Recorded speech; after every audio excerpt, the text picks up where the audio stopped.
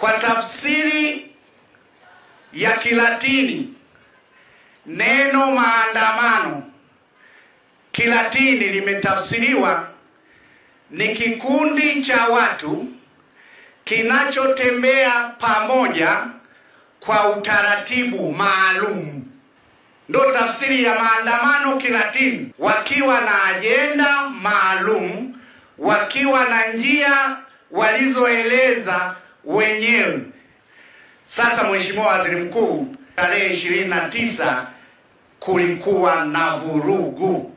Vurugu hizo umeziona. Umeenda kukagua kituo cha polisi kilichochomwa moto, umeenda kukagua mahakama iliyochomwa moto, umeenda kukagua kituo cha mafuta cha Total Energy kilichochomwa moto. Kulikuwa na supermarket, wameiba soda, wamekunywa soda, wamekula biskuti, wamejiwekea mafuta, wametoa sefu ya hela, wamechukua mafuta wakajiwekea. Kwa hiyo tafsiri ya maandamano hapo iko wapi?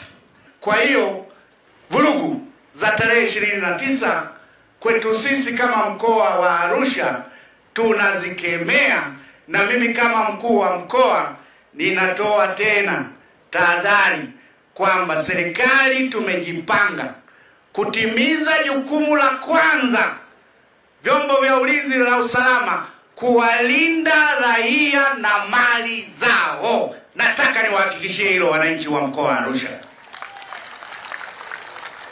Hatutotaka tena vurugu hizo za tarehe 29 zitokee tena katika mkoa wetu wa Arusha. La pili, nataka nikuhakikishie, wakati wa vurugu za tarehe 29 kamati za ulinzi na usalama zilitimiza majukumu yake kuhakikisha sekta ya utalii hakuna mtalii anajeruhiwa, hakuna mtalii anaibiwa.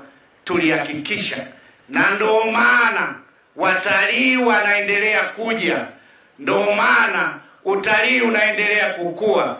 Nataka niwahakikishie Watanzania, Arusha inajulikana ni sehemu ya kufanyia utalii na mikutano mbalimbali. Nitoe wito kama mkuu wa mkoa, karibuni Arusha mnaotaka kufanya mikutano yoyote ya kimataifa katika mkoa wa Arusha.